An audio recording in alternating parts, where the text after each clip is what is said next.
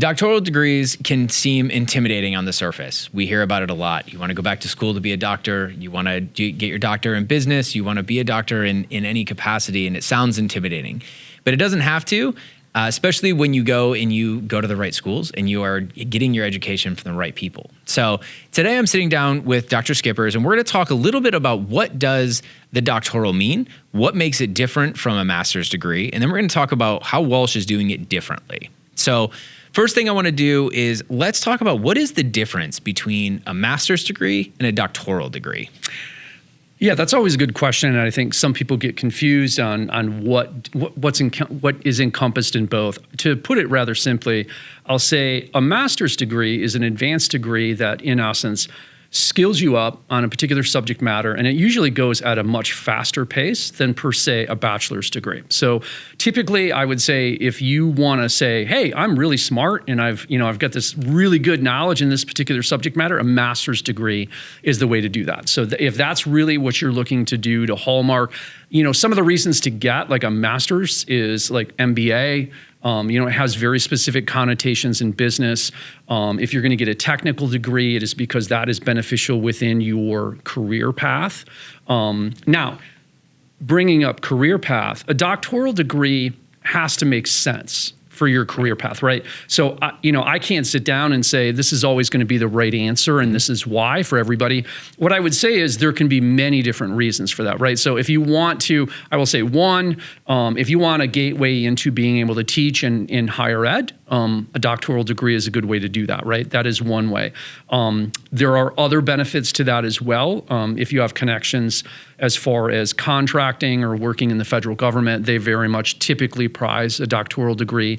Now, why do they do that? So one of the reasons a doctoral degree is prized by specific groups or specific entities is I want to be careful, it does have some of those components of the master's degree. Like you have to learn subject matter, you have to prove you're competent in it. There's actually typically a comprehensive exam that proves that you are competent within it. The primary function of it is to complete the dissertation. Now, that dissertation is a marker that you can complete peer-reviewed research. Okay. All right. So that is the primary difference between a master's degree and a doctoral degree. And when you look at the context, from a percentage-wise, I honestly don't remember the percentage of folks that have master's degrees. It's very common. It's much more prevalent. Typically, you're looking at around, somewhere between 6 and 10% of the population end up with a doctoral degree. So it is difficult. It is not easy. It's the part that is, I'll say, I think problematic for most people is that in that dissertation, you have to write and you have to convey ideas that, in essence, carry the same meaning across multiple groups. All right. So that's the peer review piece. Right. So making sure you explain it and get it right is the very difficult part. What career path do people tend to take when they're getting a doctoral degree? Because you're talking about how on a master's side, that's the one where you're proving that you have the intelligence to do it. And a doctoral is great. It's not for everybody. But sure. What is that next step? Because if you're in the world of business, there's a lot of people that have a master's degree, and that's wonderful. Sure. But like a lot of times, if people have doctorals, they're like, yeah, but now I'm out doing my own thing, and right, and it's viewed as more of a consulting thing. So, what is the career outcome and career opportunities like for somebody that gets their doctoral degree? Well, I think what you brought up with the consulting is a great point. There's a lot of people, if you're running your own business and you want to hallmark yourself as an exceptional leader, especially within a specific space, consultants often obtain those. Now, and here's why. I like to use the phrase, we're going to go through logic. And we're going to go through, I like to use the phrase bulletproof problem solving. So you have to be able to go in, identify, I'll say, logic errors in most people's thinking, and then try to assess the situation and find the root cause. Once you find that root cause, then you're going to try to, so what's the real problem that you're trying to deal with and you're trying to fix? Okay, not, I think it is. I have to actually go through, and we teach you, here's the frameworks and all the types of things to do that effectively. But then it is to go in logically and say, what is the problem? And then how do I build ways to test solutions and make sure that they actually will have an impact? All right. So in essence, and I'll say part of the reason I feel confident in saying that, to be frank, is that most dissertations, all right, are wrapped around a problem and a purpose statement. Mm-hmm. So what is the problem you're trying to resolve, and what purpose or outcome do you hope to gain? Does that make sense? It does. It does. So I want to dive into the dissertation process, because I think that's something that we hear a lot, and you hear people say all the time, like, oh yeah, I did my dissertation on that thing. But what does that mean? So let's say that I'm somebody sitting here that's considering a doctoral degree, and in that process, I have to hear about, okay, you're going to do a little bit of the classwork stuff, and then you're going to dive into your dissertation. Because of what the movies have told me a dissertation is, that's terrifying. So tell me, what is a dissertation? How do you come up with what that topic is? And then what does that process look like to take that through completion? Okay, so most people don't know it. What happens is we put you in a hallway. You have to run down that hallway while other PhDs throw stuff at you. That's what it feels like. That's the way the movies make it out. Like, yeah, it's exactly. Oh my God, they're gonna, it's I think there's a Far Side comic where it has like, it's a dissertation committee, and they're standing there with like clubs, and you got to try to run through. So that is kind of the public perception of that, which is absolutely not the case. So I'll say it starts off with, like, for instance, I'm teaching the intro DCT 700 or intro course into the doctoral program. We start at that stage, like, what are you interested in researching? So one, in essence, what problems do you hope to try to resolve and bring some closure or help with, or try to provide solutions to? It seems early in the program, I'll say, but I've seen people, get into the program, and when they hit their dissertation, they're still trying to figure out what they want to research. You don't want to be there, because then you're burning clock, and it's costing you money. So you don't want to do that. Now, I will say one of the things that we've just started to integrate. So I'll say, I know there's a lot of, I'll use the phrase, controversial opinions on generative AI in research. Oh yes. Okay. And I got it. I will, no holds barred, tell you this. If I had generative AI when I did mine, okay, I would have shaved at least 3 months off my dissertation process. And that's not cheating. That's the number one problem most people have when they get into a doctoral program, is they're not typically they know roughly, like, here's the subject matter I want to research, but here's one of the big issues. Where are the gaps? Okay, so where is there missing research, or where are there disagreements in research, meaning gaps, okay, or potential problems? Most of the time, like for me, I had to spend about 6 months trying to figure out, are those gaps really where I believe they are? And I have to try to justify that with literature, right? So I have to go through, because you have to cite your work. Mm-hmm. You have to be able to prove that what you're saying is actually true, and all of these things. So generative AI can do things like, in this particular research area, what are the most common gaps that are currently exist? Now, it's not going to tell you how to solve those. It's not going to tell you what methodology to use, but it's going to say, within this particular area, here's the top 10 gaps. Right. Now, you can use those as a student to go, I just saved time trying to find a potential subject to work on. Now, from there, you still have to dig in. You got to do the work. You got to fact check it, do all of those things. But that is one of the ways I'll say that we are saying, hey, you can use this in a positive way that doesn't compromise scientific standards, in order to make sure you get this thing done at a faster pace. Okay. So talk to me about then, what does that research phase look like? Now, are we talking about going out and we're interviewing hundreds of people, or are we talking about diving through databases and case studies to define what we're looking for? It could be any or all. So I'll say I kind of got off on my generative AI stance there. So let's talk about the dissertation process. So we use a 5-chapter model. So typically, I would argue, I think the hardest chapter for most people to write is chapter 1. And here's the problem with the dissertation. You've never done it before. It's literally like, I would argue, it's like, I'll say, well, some of us are old, so it might be harder for us to remember, but think back to when you were doing something brand new, like I'm riding a bike. When you're a kid, you don't know how to do that. It's hard. right? And you get frustrated easy. Normally our parents are there to help you along. They put your training wheels on and all this other stuff. Dissertation process is a bit like that, right? So your committee members, your committee chair, they're there. They're kind of the training wheels to get you started and get you moving. That chapter 1 is difficult because that is where you're going to outline I like to say, this was said to me when I did my dissertation, is you're on a journey. Take everybody with you and make it interesting. Yeah. Okay. So you can write I tend to write in a technical format. So some people are like, oh, it comes off a little boring at times. But when you write chapter 1, one of the first things you have to do is like, why does anybody care about this? Why do I even care that you're doing this? So you have to kind of set that tone. Then you get into, here's the type of study that here's the problems I'm trying to address. Here's the purpose of the research. And here is the methodology and frameworks that I'm going to use. So for instance, am I going to do a case study? Am I going to do interviews? Am I going to do surveys? Am I going to do non-experimental? Am I going to do experimental? There's a lot. I mean, we could spend hours here talking about all the different models. We don't have to do that. But the short version is that is up to the individual doing the dissertation. Now, I will say, as you go through classes here, we will give you pro tips like, yeah, don't do that, or don't do that one.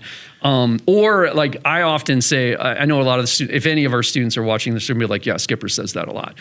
Don't do mixed methods. I say don't do mixed methods because now some still want to do mixed methods, and depending on how you do it, it's acceptable. One of the problems is, and this is a common phrase with dissertations, don't try to boil the ocean. Don't do too much. You have to keep it very small and very focused. And don't try to win a Nobel Peace Prize, right? That's not the purpose of your dissertation. Right. Do you know what the best dissertation is? I don't. I was just going to the finished one. Because I was going to ask you, what are the different types of problems? And so I guess the first question is are they solving one problem? Is that the dissertation thing? Is they're after one problem? It should be one, yeah. Okay. And what are some examples of types of questions and problems that they're trying to solve? Do you want to hear some of what I'm hearing now from our students? Great. Sure. So like one, I actually just literally today, I just read and did review on problem purpose statement submission for a particular student. I'll say if they're watching, they'll know I'm talking about them, but we won't name them. So they're interested in looking at why I'll say financial institutions like banks are still collapsing when there's legislation that puts markers out there for us to identify when it's going to happen. So that's a problem, right? So that is a genuine problem that we are seeing societally, especially within the United States, where we have, different banks now. We have legislation that says, well, if these things are happening, we should throw red flags, and then there needs to be a response, and that prevents the collapse, right? Still not stopping. So what's happening there? Right. So that's one. I'll say I know there's others. I'll say last week in the class, there's people interested in, one, leadership styles in emotional intelligence in certain environments. Would that operate better? I'll say I'm paraphrasing a lot there, so it's at a very high level, but they're early on. I have some folks looking at, how do neurodivergent individuals operate in certain environments better than others? So we actually got into a conversation on neurodivergent. I said, well, one, based off the descriptions that you're giving, I said, if you want to do interviews and you want to talk to individuals that are earmarked as they're doing really good and are neurodivergent, I said, I would look into IT and incident response. I said, I would dare say you're going to see this criteria is going to be semi-common. And then you would be able to get some good information if you're going to do a case study or interview process as far as your method. So that's the kind of stuff we get into. Yeah. Does that make sense? Yeah, no, it's really interesting too, because I think the other piece of that, outside of the perception of it being terrifying, because there's the other side too, where you go, but this gives me the opportunity to find the answer to something that I am so interested in. So I guess the next part of that question is there limitation? So if I come in and let's say, I have a degree in marketing, but I come in and I'm like, but the thing that is so fascinating to me is happening in the world of finance. Am I limited to saying, no, you have to stay in your lane? Or can I go and venture into that world of finance? It all depends. You can venture depending upon, where you're at and what past coursework you've done Typically within marketing, you may have had different, different types of courses. If you've got the groundwork for that, I'll say sliding into our DBA is going to be a natural connection. And then you would get additional finance there. Okay. And then, of course, as you go through coursework in those finance classes, and then as you start to look at your dissertation phase, my general recommendation is, even as you're taking classes, I did this when I went through, was I continued. It was the homework outside of the class, which was, I'm getting ready for dissertation. I know I've got to start reading more and more literature on the subject and make sure I'm very versed on it. Right. So talk to me about the doctoral degree as a whole and what that looks like in a process. So what's our general time frame, both in a time commitment by week, and then also how long it's going to take to actually achieve that doctoral degree?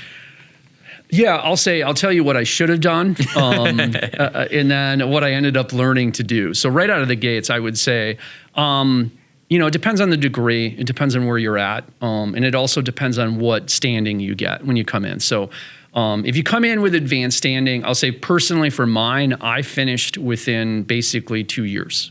Okay. Now, some people are like, whoa, Schippers, that's insane. How did you do that?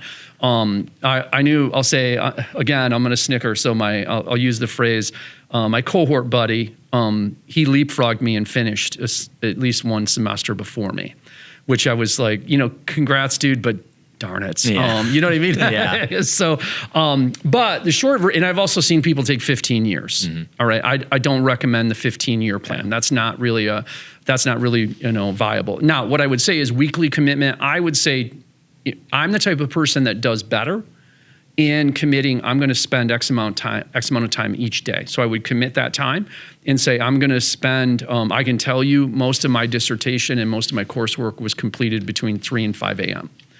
Okay. So I was an early riser. That was the way I operated. Some people are late people. They work better at night because that's their biorhythm. You choose what works best for you. Part of the reason I did 3 to 5 a.m., the family's sleeping, so it has more of a minimal impact, I would say, on them and our relationships and things. I would say if you're going to do a doctorate degree, it will impact you and your family because it is a time sink. I'm not going to deny that. They are part of it, so you have to realize that they're going to miss you on some of the, get-togethers and commitments and all of those things. Do you exit all of them? No, that's up to you.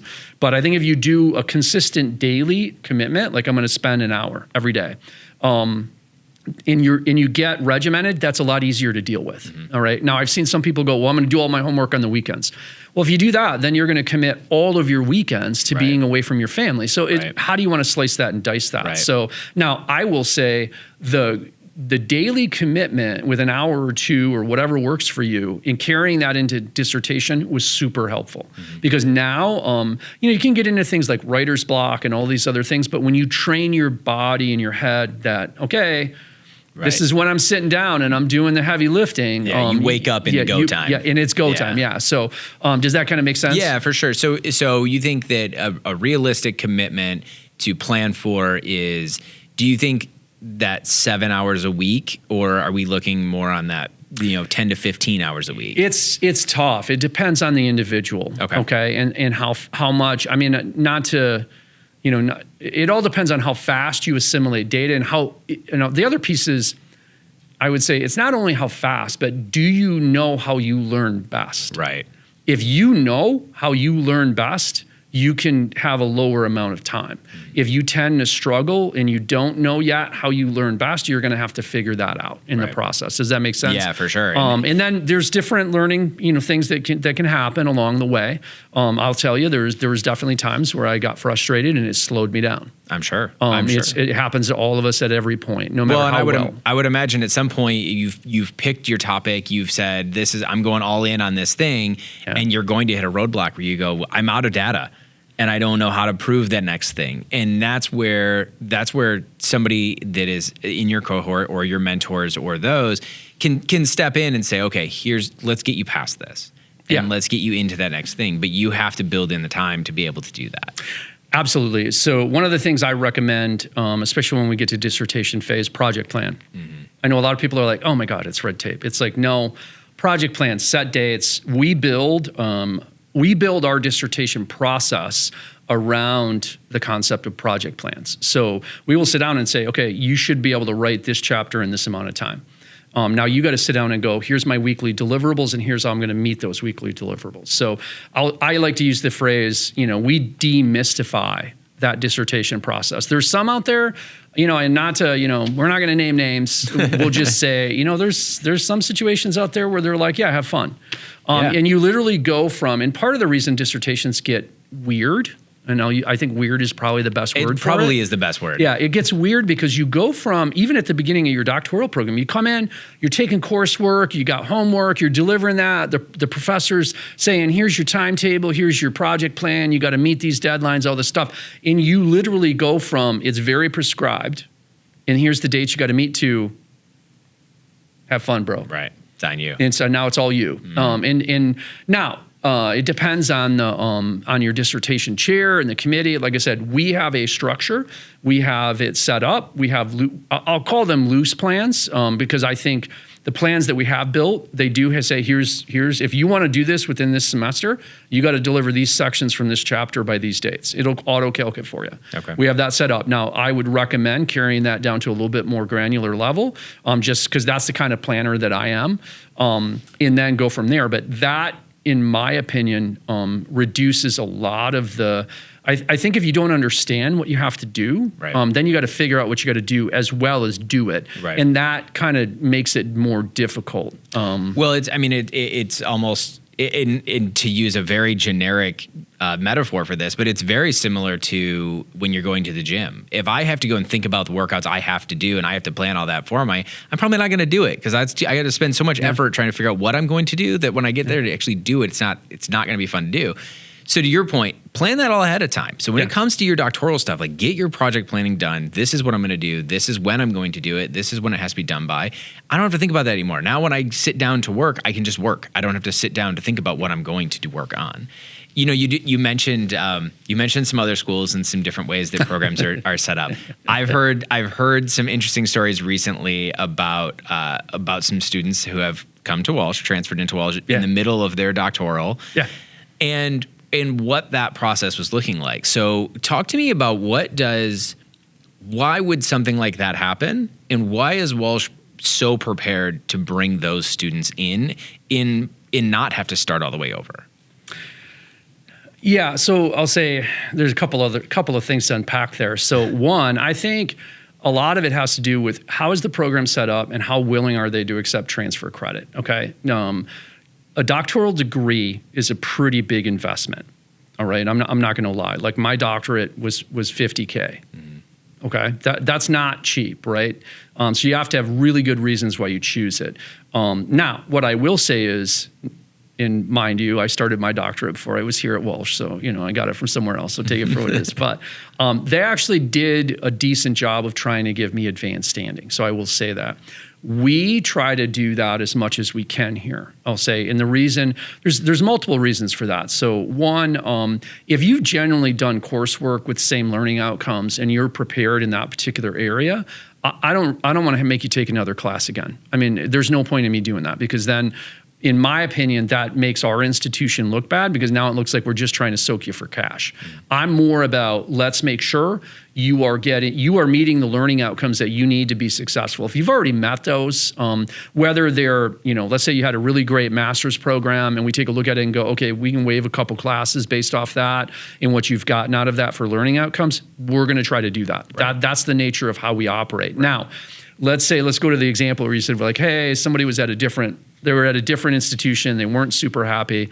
Now, I'll say, in having spoke to this individual as well, I'll just simply say, I've heard things like, when they were talking with professors were saying, well, there's no way you can finish your dissertation in less than 2 years. I'm here to tell you that's bunk. Okay, it's bunk. My cohort mate that I talked about, he finished in 6 months. Okay, that is some time management. 6 months now. Well, he's 20 years my junior, so I'm going to try to use that as an excuse. I'm not going to excuse that. He was a machine. He got it done.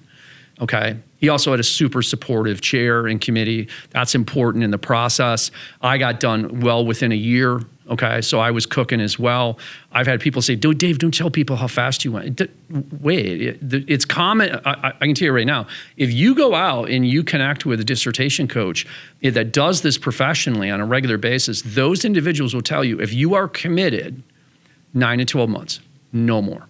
Here's the other problem in today's environment. We have generative AI, right? If you take 3 years to do your dissertation, is it even going to be valid data anymore? Yeah. Let's start thinking about that for a second. Well, and especially when you talk about things like AI, because I mean, a year and a half ago, it basically didn't exist in the consumer and look at, eye. Look at what's happening now. Yeah. So now, and we got a tech PhD coming out too. So I mean, it's like, wait a minute, we can't run dissertations where we're expected to take 2 years. It won't even be valid anymore. No. That just doesn't work. Well, now, we'd be doing a disservice to that student. To the service, to the industry, to the knowledge base. Here's I'll say, let me let you in on what I call the dirty little secrets. Okay, it's not that dirty, but it is kind of a secret. Well, I guess maybe it's not that, but you got to look for it. There's actually articles out there that have been written about how the dissertation and doctoral process creates PTSD. It's tough. It challenges you. I will say a doctoral degree, especially a dissertation process, will make you grow. It has to. You get pushed, not in bad ways, but you have to change you have to make sure you have solid you get challenged on a lot of things that we don't get challenged on in day-to-day life, okay? But in order to do peer review research, you have to be able to navigate those waters, right? Now, the PTSD thing, I would argue, I have seen it in some professors. I think this is why you hear things. To me, if I hear a professor say, oh no, students can't finish in less than 2 years, there's no way. That's a red flag for me. It's like, well, wait a minute. Had an experience. Well, they probably, no, well, I'll be blunt. They probably took 2 years and they don't want you to do faster than them. And I hate to say that, but that is part of what I call the dirty little secret. Those are red flags.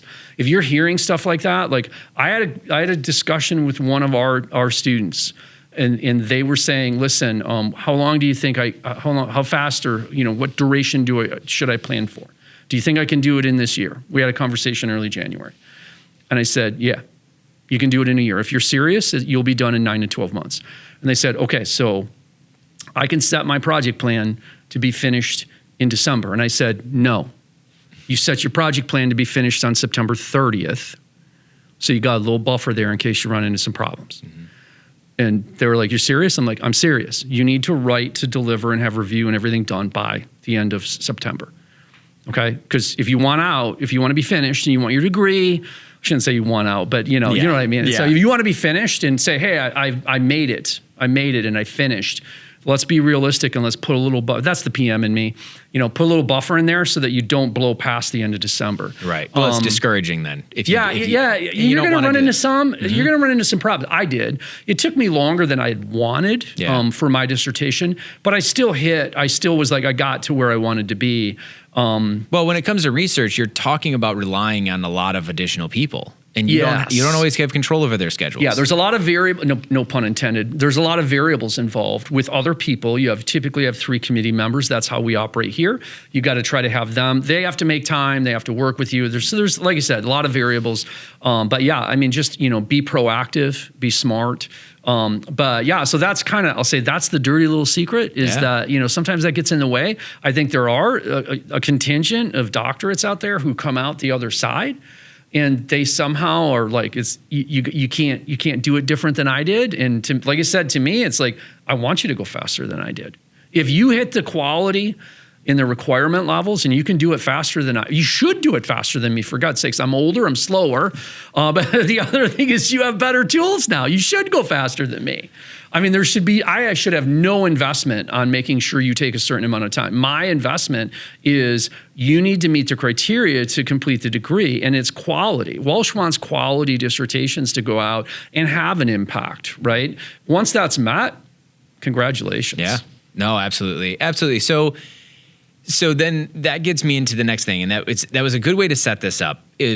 Why a doctoral at Walsh? Because this is something that we've started to develop a way that an entire college that is built around those personal relationships and having faculty that communicate with students on a regular basis. Yeah.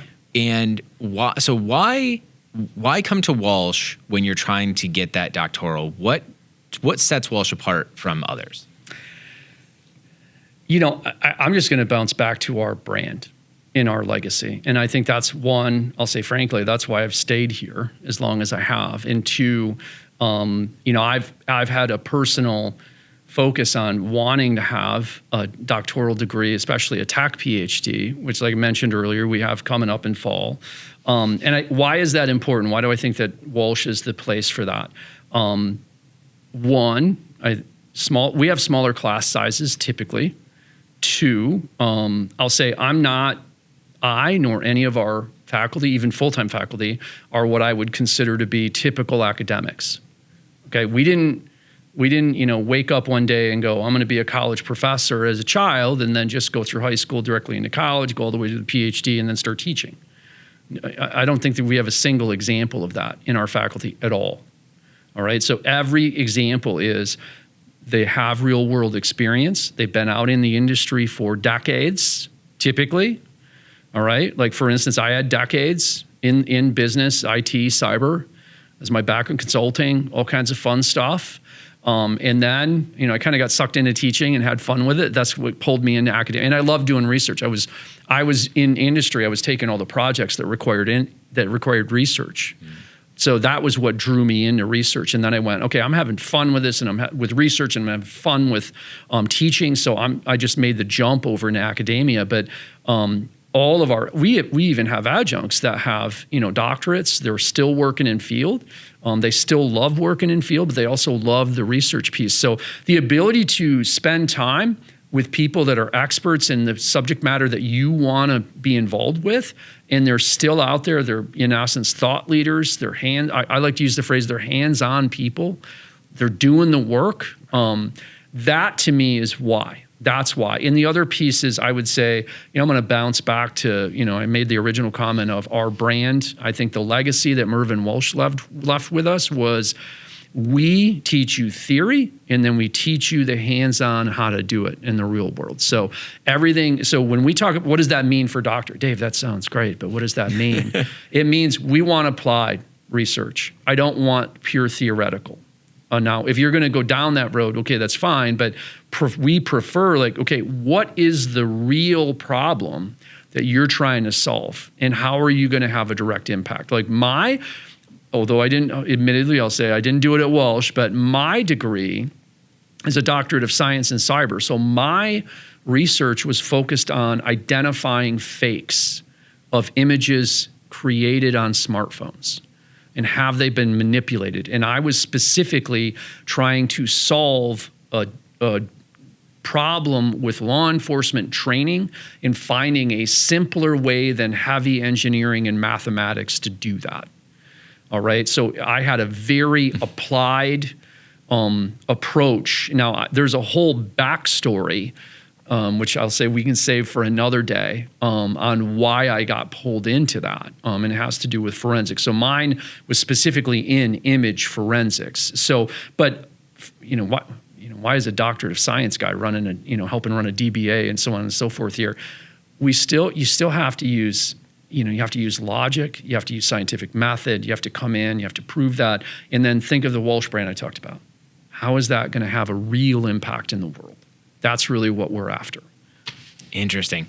It's really interesting, and it's great to see what is happening at Walsh with the doctoral programs. We are expanding them on a regular basis, it feels like at this point. But to your point, we're bringing in the people who they're leading the charge in instructing these, because they have such a passion for bringing up the next generation in what doctoral degrees are. I have people calling me, doctorates that are in field, calling, can I come and teach with you guys? Yeah. Spoke to a gentleman on Friday.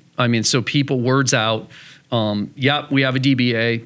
So here's my shameless plug, Forbes #1 ranking for online DBA nationally. There's that. We also got CEO Today magazine. Yep. I know that we released that on social media as well. Got a top global on that as well. We're taking all of that same level of excellence and dissertation process and all of those pieces. We're bringing it into an organizational leadership PhD, and we're bringing it into a tech PhD.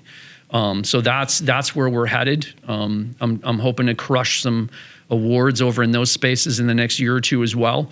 It's setting itself up. We're getting tons of them already. We're pushing hard. We are, and and in reality, what's funny is we're not doing anything beyond what we've done. We're adding new degrees, but our foundation is so built on the working professional and finding a way for you to fit education into your life versus the other way around. And because we're set up that way, we are set up for the success of business and technology professionals. Yeah, see, it's interesting you say that. I would make a couple of plugs here. One, there's still old school, what I would call, I guess I should be careful when I say old school, but I'll use the phrase old school PhDs, which is you quit your job and you're on campus full time. And then you got to pay for that. There's different ways to deal with it, but that's the old style PhD. And that's still out there. I mean, and if that interests people, great. If that has benefit to your career path, great. Your point on the working adult, absolutely 100%. All of our doctoral courses are evenings. All right, so people work during the day, they take classes at night. When we have residencies, those are on the weekends. So people can come in, we do Friday, Saturday, Sunday. So if you have to miss work, you miss just Friday. You do Friday, Saturday, we do a half a day on Sunday, and then you head home and things like that. And I'll say the other loose plug, I don't remember if we talked about this, but if you're in a position where one, you're like, I don't understand why they're telling me it's going to take me 3 years to do my dissertation. Like I said, red flag for me. That's not a good situation, I would argue. Two, if people aren't happy, like you're like, hey, I don't feel like I'm learning a lot here, or I don't feel like this is going to pan out the way I expected it to, where it's maybe not the quality of what I expected. But hey, let's say you're a third, maybe you're halfway through your doctorate, and you're like, I'm afraid I got to start over. You don't. It is. I say that really quietly because then people listen. Yeah. Yeah.